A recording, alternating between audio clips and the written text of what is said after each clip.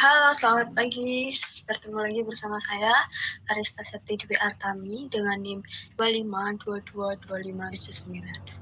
Oke, di video sebelumnya, kita sudah membuat backend login untuk siswa PHP. Lalu untuk kali ini, saya akan mempresentasikan tentang fitur login di Android-nya. Oke. Yang pertama, kita nanti dapat menginputkan NIS dan password untuk masuk ke dashboard dengan database yang sudah ada.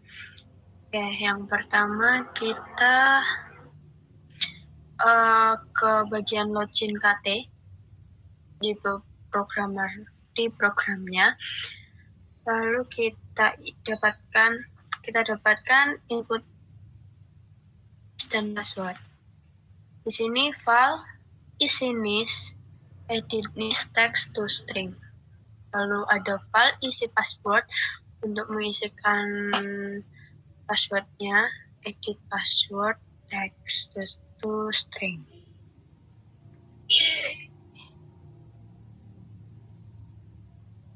Oke. Kita cek dulu di PHP siswa login. Nah, di sini kan pakai NIS dan password siswa. Oke. Lalu yang kedua, untuk menghubungkan backend-nya kita kopas di fitur sebelumnya di bagian login. Oke. Nah, di sini file minta volley new request context disk. Lalu file minta string object string request metodenya post. Oke, di sini kita harus cek dulu IP-nya.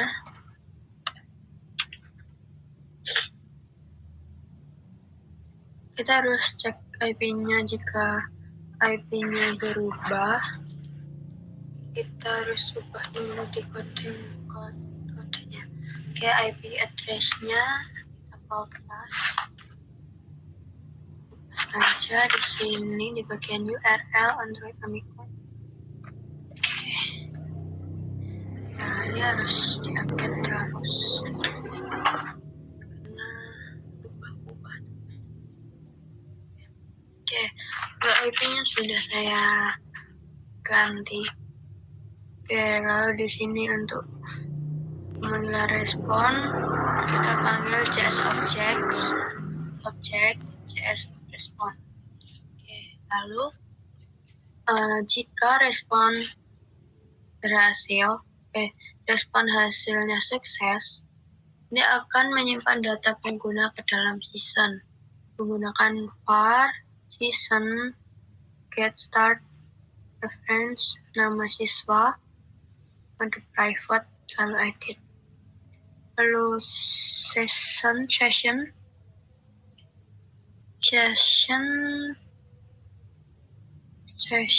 put string NIS respon get JSON namanya data get stringnya NIS. Lalu session put string nama siswa respon get JSON kita sesuaikan di sini nama siswa dan foto. Lalu kita season commit menyimpan data pengguna ke dalam season. Oh, sebentar, saya ketinggalan. Harusnya di override fun dulu. Di sini fungsi bawaan dari get params. Di sini untuk menentukan data apa saja yang dikirim ke server saat request post. Jadi di sini ada file bawaan multiple string bla bla bla has map. Oke. Di sini kita klikkan bawaan put kode Amicom 1 bawaan put NIS isi NIS bawaan put password siswa isi password lalu return bawaan. Oke, di sini maksudnya mengisi data yang dikirim. Jadi Oke, jadi NIS diambil dari input user, lalu bawaan put password siswa diambil dari input user. Oke. Itu lalu untuk perulangannya tadi, jika hasilnya berhasil, maka akan munculkan sukses dengan menggunakan season. Oke, nanti pindah ke halaman login, ke halaman dashboard jika hasilnya sukses. Oke, jika tidak sukses, nanti pindah dari halaman login ke halaman dashboardnya akan munculkan masalah error. Oke. Karena tidak terpanggil. Oke, lalu kita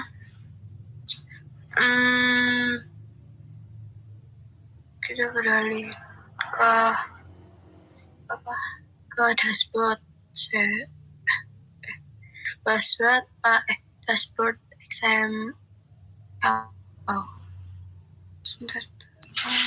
Dashboard XML, kita lihat dulu di bagian dashboard. Sudah berhasil. Oke. Di sini di bagian dashboard, bagian profile, nanti jika misalkan saya masuk ke dashboard dengan nama saya Karista Septi Dwi Artami, nanti di sini akan muncul nama saya, dan jika loginnya menggunakan user lain, misalnya Amalia, itu nanti nama siswanya muncul sesuai dengan input datanya. Oke, di sini kita ubah di bagian text view nama siswa. Nah, nama siswa di sini kita gunakan ID TV nama siswa untuk memanggil text view nama siswanya menggunakan ID. Oke, untuk selanjutnya di bagian foto juga di bagian profile. Sini saya menggunakan drawable profile, kita menggunakan ID-nya IMAX view foto siswa.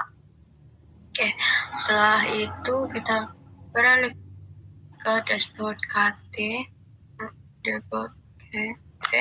Kita manggil di bagian sini file TV nama siswa, text view, tipe datanya text view, lalu find view by ID-nya TV nama siswa, ID-nya TV nama siswa.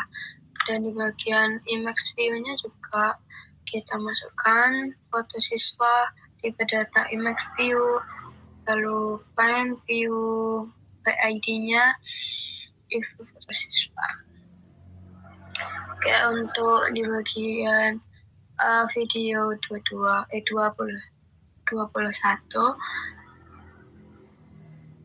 sudah selesai. Untuk selanjutnya saya akan melanjutkan ke video 22 tentang scan QR code dengan Android Studio. Oke, untuk yang tadi saya sudah menjelaskan tentang membuat fitur login di Android. Oke. Yang pertama, untuk mengaktifkan QR code nanti kita beralih ke Android Manifest. Oke. Di Android Manifest ini kita tambahkan user permission-nya menggunakan kamera. Ini menggunakan permission kamera. Oke. Setelah itu kita install library. Install library Kotlin dengan nama Zitling.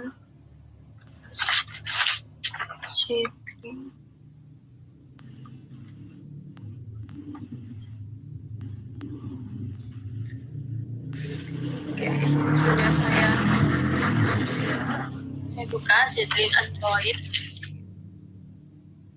Pasta di bagian ini. Bagian building Gradle implementasi. Oke. Kita beralih ke Android-nya build.gradle. Nah, di sini saya sudah copy paste dan core-nya jangan lupa untuk copy paste juga. Nih core. Kayak di sini 330, saya ganti menjadi 352 sesuai dengan materi di kelas. Oke. Setelah itu kembali ke bagian presensi. Di bagian presensi di sini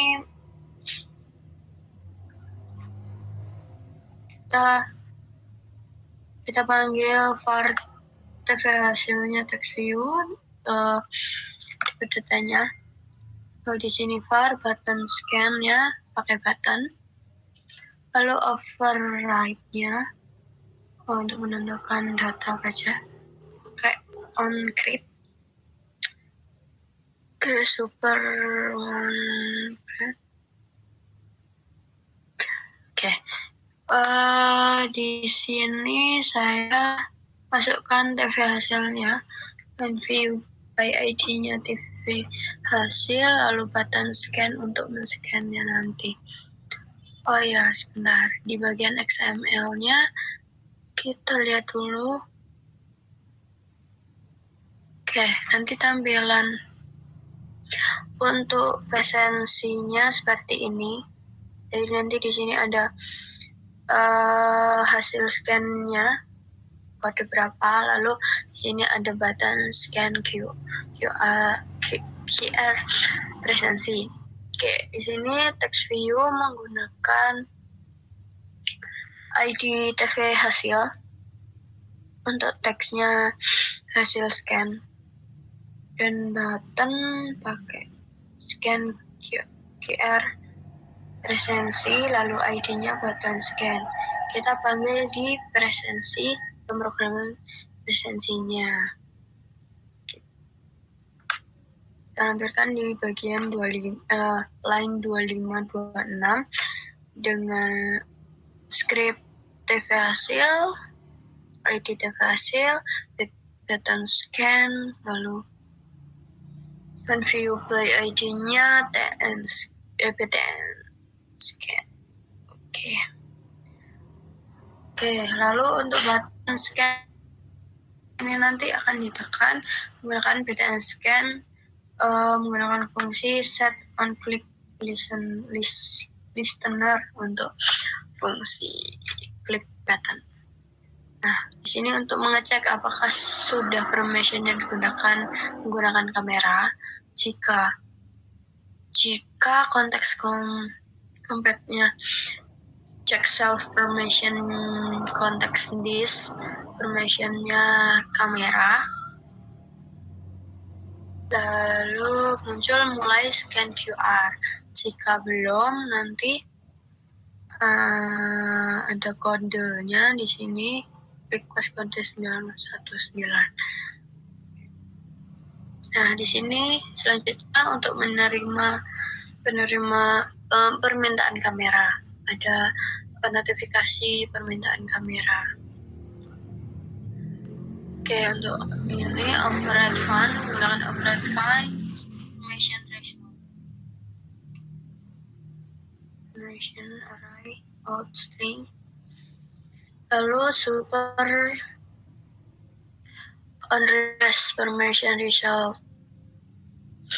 Jika ada kode ini, resultnya is not empty, get result no, permission create, mulai scan.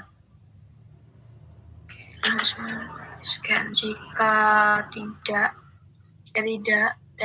TF hasilnya akan memunculkan teks untuk presensi wajib izinkan kamera. Jika tidak mengizinkan kamera, akan pengguna tidak mengizinkan kamera, nanti akan muncul notifikasi untuk presensi wajib diizinkan kameranya.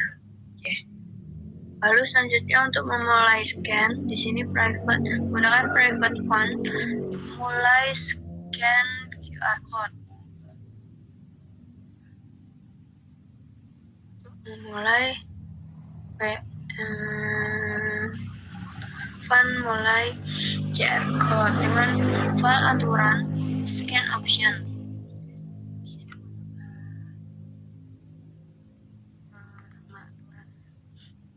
Aturan set prompt.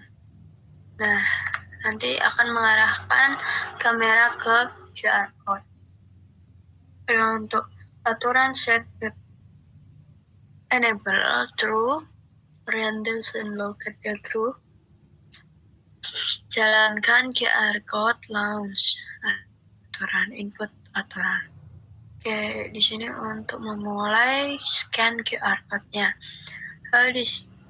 Lalu untuk selanjutnya kita harus menggunakan jalankan QR code menggunakan script seperti ini dengan hasil jika hasil konteksnya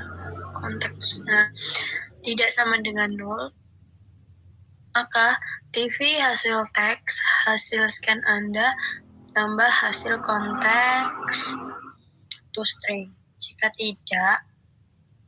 tidak sama dengan 0, TF hasil teksnya QR tidak dapat ditemukan. Oke, seperti itu untuk coding untuk menampilkan QR di aplikasi Android. Untuk video selanjutnya untuk demo aplikasinya di video selanjutnya. Oke, ini sudah selesai, nanti akan dibuild dan akan di-download dan di-testing di Android langsung. Oke, untuk video kali ini saya cukupkan sekian. Sampai jumpa di video selanjutnya. Bye-bye, terima kasih.